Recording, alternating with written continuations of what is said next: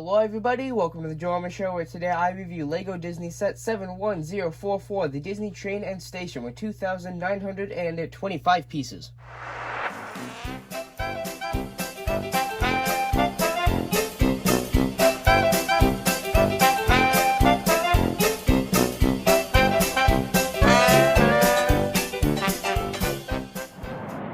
Hello everybody, I'm Joel Helmy, your guys' host for today's video, where today I will be reviewing LEGO Disney Set 71044, the Disney Train and Station, with 2,925 pieces, recommended for ages 12 and up.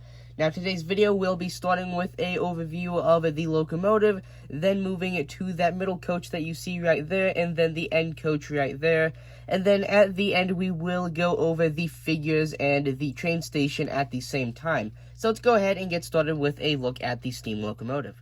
So to start off today's video, I'm going to go ahead and start with the locomotive, which is actually based off of Disneyland California's #1 CK Holiday steam locomotive. And with this comes a lot of different colors and little details. So I'm going to try to stay as detailed as possible so that I can go ahead and get this done relatively fast without a bunch of rambling and talking. And to do this, I will go ahead and start at the front of the locomotive and move my way back, and eventually we will make it to the tender. And throughout talking about this, I will discuss the amount of track that comes with the set, as well as some nice features that are incorporated with this locomotive that recent locomotives have not actually had when it comes to LEGO Steamies. But anyway, so here on this locomotive, as I had just sort of said earlier, we have a lot of really nice colors. It's really nice to see how colorful and sort of happy this locomotive looks.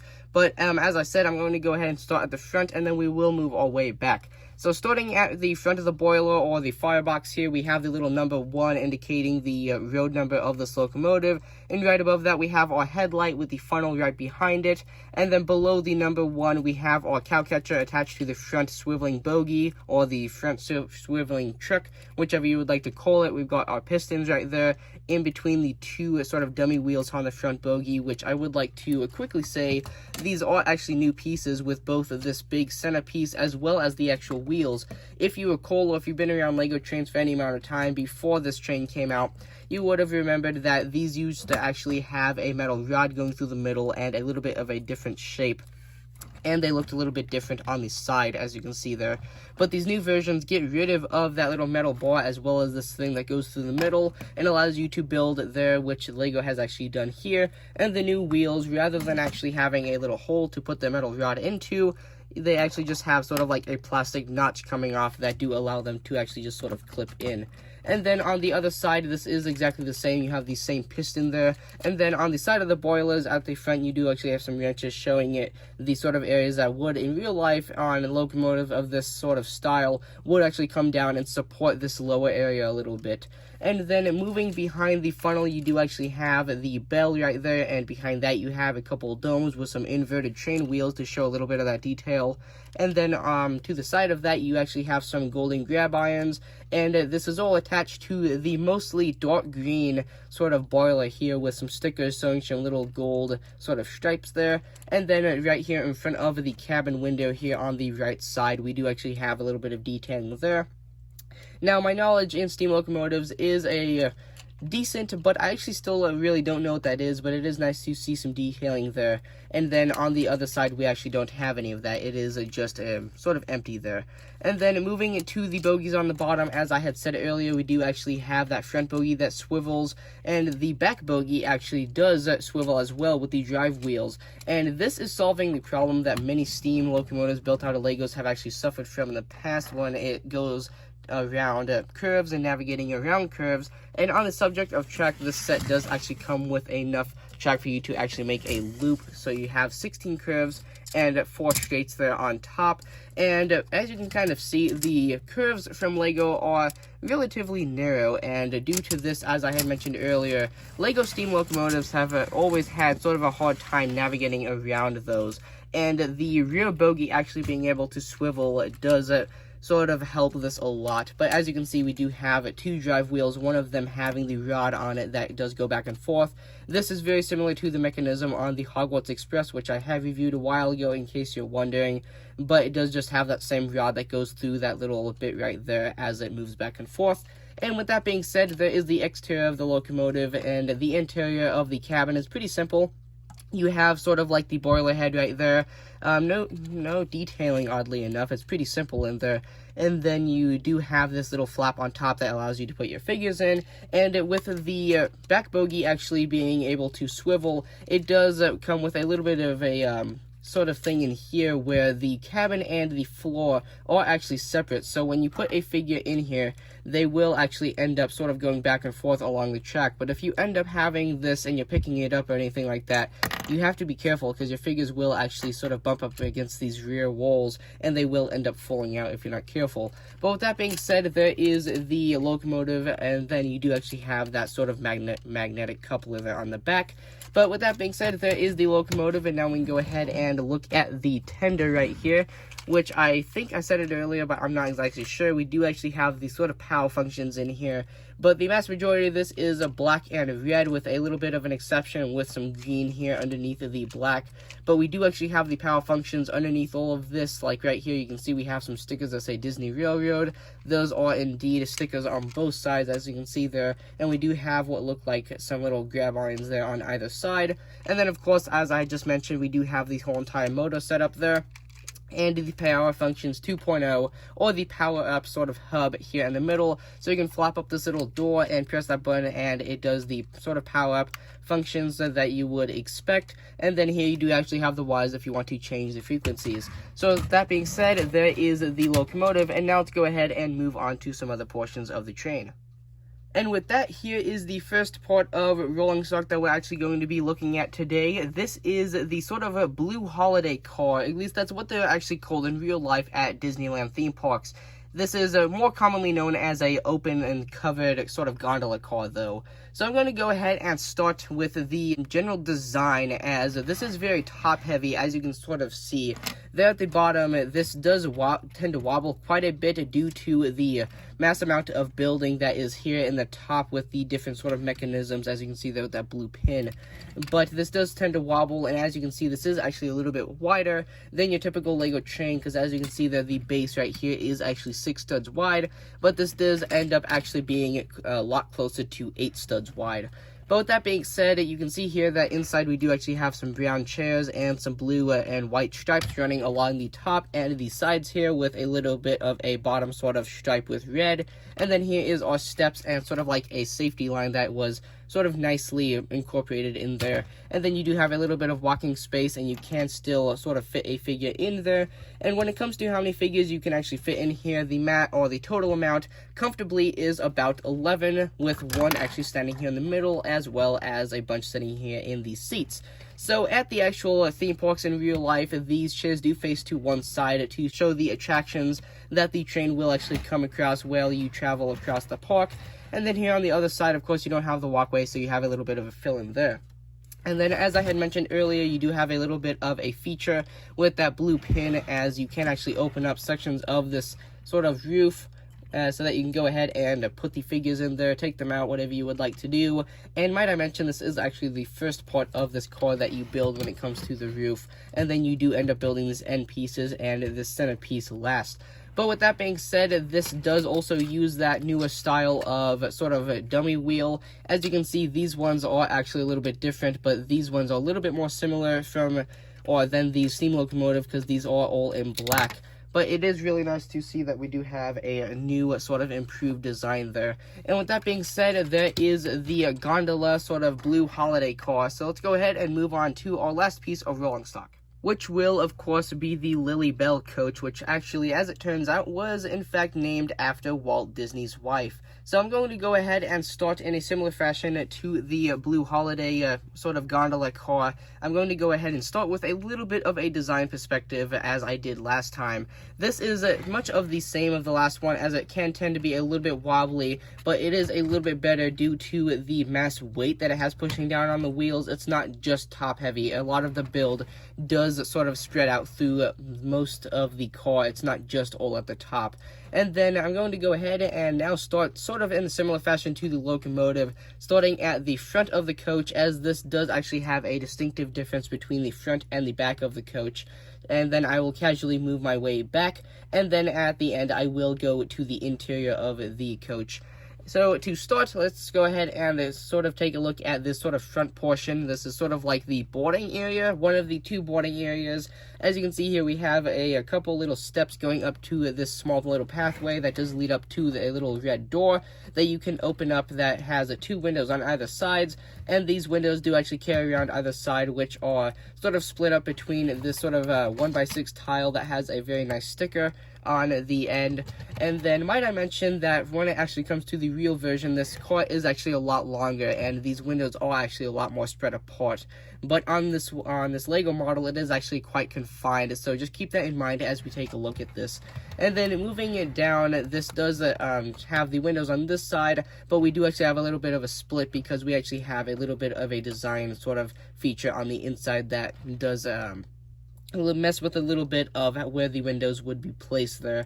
And then as you can see on either side, we do have a couple different stickers. Obviously we have these ones that I mentioned earlier, but we do also have the Disney Railroad sticker, which are actually 3 different stickers. And then we have the Disney sticker there in the center, and the 106 that is actually the real road number of the sort of coach in real life. And then the other side is much of the same, of course, with the exception of a small feature that we will actually take a look at in a moment.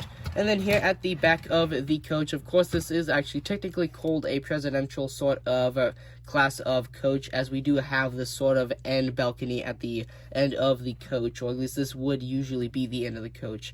But in some excursions that I've seen, these can actually just be butted up and it actually does not cause too much harm. But this side does have some little lamps, as you can see there. It's very much in the similar sort of fashion to the caboose on the sort of Lego Creator Christmas train that was released in about 2016. And then we do have that door here on this side as well, with the same windows on either side, but these lamps are not on the other side. As I had mentioned, this is a presidential sort of style of a coach, so these are only limited to this side. And then the rails on this side do actually run around sort of like a red base rather than just the black base on top of the actual, well, the base that is the 6-stud version. And well, I guess I've just sort of revealed the actual feature to this before I actually meant to. But no matter, we were actually going to take a look at this now anyway. So to get inside, you can't actually remove the roof. What you actually do is remove a portion of the wall here. And this you can just set aside. And for us big figs, you can go ahead and get your hands in there and everything like that, and place them, or place your figures and do whatever you want to do in here.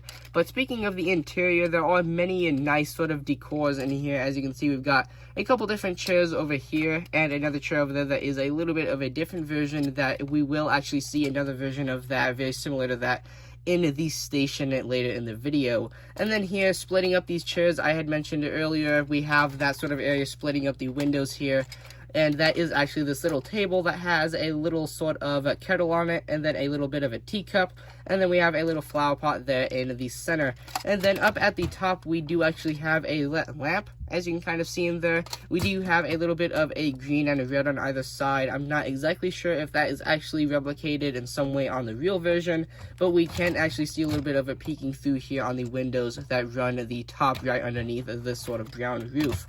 And with that being said, that is the last of the bits of rolling stock that we are going to go ahead and look at. So with that being said, let's go ahead and move on to the Main Street Station. So last but definitely not least, let's go ahead and finally take a look at the Lego version of the Main Street Station. So as you can see here, we do have a lot of different stickers and really finely detailed little bits and pieces around that I will explain as we go through the build. But I am going to go ahead and lower the camera just a little bit here so we can go ahead and take a look at sort of like the ground level. So as you can see here, we do actually have sort of like a platform with some jumpers that you can actually stick some figures on if you would like to. So I am actually grabbing a figure so you guys can see. As you can see, I have just put Dale there, and you can actually get them to do a couple of little different poses. Like you make them look like they're sort of like doing a jump or something like that, whatever you would like to do. And then right above that, you do actually have the door and 2 windows off to the side. These ones sort of look like they are rounded off. due to the sort of overhangs that they are given. And then you do have the door there in the center with 2 lamps off to either side, and then a sign right above it that is actually made up of 4 different stickers. One of them saying population with 22 million, elevation 138 bricks, and Disney Station there in the center. And then off to the right and left side, you do have 2 of the basically the exact same door. And then off to either corner, we do have some of those sort of more repetitive parts of the build that do use some of those modified 1x1 sort of headlight bricks that do make up some of these protruding sort of brick details off on the corners. And then here you do actually have a overhanging the door, obviously. And then here you do have one of those sort of special pieces that is allowing this lamp to be hung up with actually a paint roller and a head mold there, which is nice to see a bunch of random pieces coming together to make a nice detailed lamp there. And then moving to the left sort of face of the build, you do actually have about the same door here, but a lot of stacked bricks here, which is about one of the 2 sort of most plain areas that you can get on this build. The other one being on obviously the right face of the building, but this one does use the same overhang as well as the same lamp. And before we move to the right side of the building, I would like to mention that these overhangs will actually not fall off. They are actually built as part of the wall. And then while I actually am here on the left side of the building, I would really like to show you guys this little technique that LEGO is actually using to build up this sort of like Lego overhang over this window. So this is actually using a pretty simple technique, but from the outside you might like scratch your head and be like, how are they doing that? But it is in fact actually pretty simple, as they are just using a peg with a rod going through it, and then you have a couple different studs and a modified 1x1 with the studs on all 4 sides. You got a little part there on the front with one of those newer modified 1x1 tile pieces with the rounded edge, and then we have one of the rounded off 3x3 plates right here that are actually connected to the 2 of the 4 studs on this piece that is connected to the little peg. And you have the flat the 2 flat faces facing the front and the top, and then the rounded off edges facing the bottom and the back, and then that is just pushed into a modified 1x2, and it makes that nice overhang with some of the detailing on the actual stacked part of the windows, making it look like it is actually supported a little bit more. And then this does actually use sort of the actual rounded off sort of castle style windows in there for the 2nd story windows. And then moving it to the right side of the building, you can see here we do actually have a balcony here with a door right behind it, and you can actually not open this very far as the balcony would actually be blocking it, but you do have just enough space to actually fit a figure in there if you would really like to. But they do fit quite snugly, as you can see that I can't quite get Dale in there. Get his hand out of the way. There you can see he will slip in there, and he will actually just sort of stand. You kind of have to get his feet to stick, but you can actually fit figures in there. And then moving to the right face of the building, as I had mentioned earlier, this is actually the most plain part of the exterior of the building, with just all being stacked bricks. And then here on the front, this was the last thing that I'll take a look at, but right above the balcony, you can see here that we do actually have a clock with that sort of little golden decor right above it. So now let's go ahead and move to the interior. Obviously with a lot of sort of smaller and very nicely detailed little sort of smaller representations randomly assorted throughout the 1st and 2nd and sort of like the technical 3rd floor, even though it is just sort of like a technical cubby, if you would like to call it that. But I'm going to go ahead and try my best to show you guys the inside with my limited space, as well as the sort of poor lighting for this sort of situation. But I will try my very best to not ramble too much and get you guys the best shot that I can give right now as we go ahead and move into the right sort of corner of the building first. So as you can see there in the corner, you do actually have 2 different sort of boards with some stickers on them, one of them showing a monorail and another showing a train. You have a sort of little basket thing sitting there on the floor with a couple umbrellas. And then here you do have another one of the stickers on the wall and a clock. And then you have a scale right there with a sticker showing some of the inner workings, which you can actually find these sort of scales in actual stations in real life. And then here you do actually have one of the sort of iconic Disney trash cans there next to that pillar. And then off to the left of that pillar, you have a sort of wooden bench, as you can see there, with some of the spaced sort of planks, or actually in real life just some tiles. And then moving it to the other side of the door, we actually have the desk where you would actually, I presume, get tickets and things like that, which you do actually have a ticket board right there, and presumably some tickets sitting there on the floor. You've got another little thing on the floor, if you can see that. And then you do actually have a flower sitting on the table, and here in the other corner you do actually have a small representation of one of the many different trains that you can actually find throughout Disney parks, but this one is actually supposed to represent the one that Walt Disney actually had in his backyard before Disneyland was actually constructed, which is really nice to see. And then you do have a sticker right there above it that is supposed to be representing the same thing.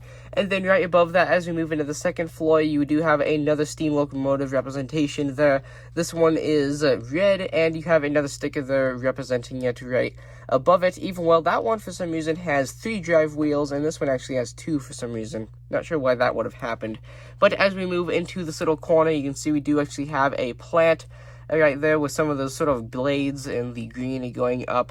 And then sort of in the center area, you can see we do actually have some shades right on the other side of the windows, and some billboards with some stickers inside on the inside.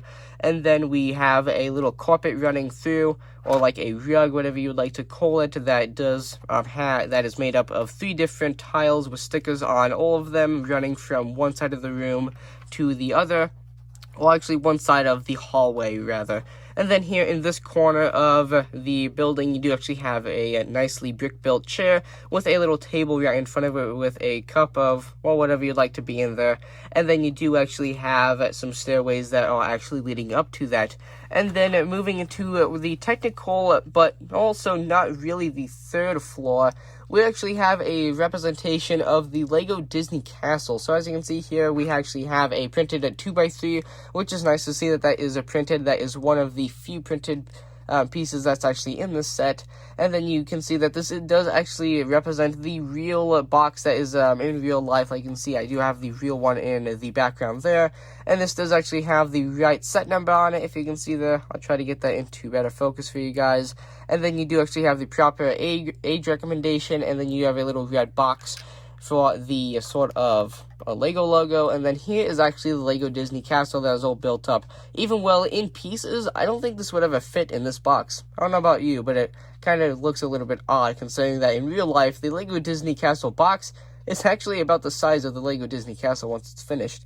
But anyway, this is using some weird sort of uncommon techniques to get some of these finer details, like the one of the pillars that is sticking up there. Like you can see in front, we've got the main entrance, and then 2 of the little sort of watchtowers, or whatever you like to call them, off to either side there. And then back here, we've actually got some clips hanging up, or getting some of these other pillars that are going up there. Like I believe you can kind of see that this on the real Lego Disney Castle is actually that larger pillar that is going up there. And then we do have that smaller sort of section off to the left there. And then this actually does not connect to anything. It just sort of slips in there and is held in by this box. And as you can see, you actually have to grab it, otherwise it won't fall out very easily by itself. But with that being said, there is the interior as well as the exterior of the actual train station. And with that being said, I really enjoyed making this video, and if you have the about $350 it actually takes to purchase this brand new, I do really recommend buying it, because it does have a lot of absolutely amazing features, and the overall set is absolutely gorgeous. So with that being said, if you guys enjoyed today's video,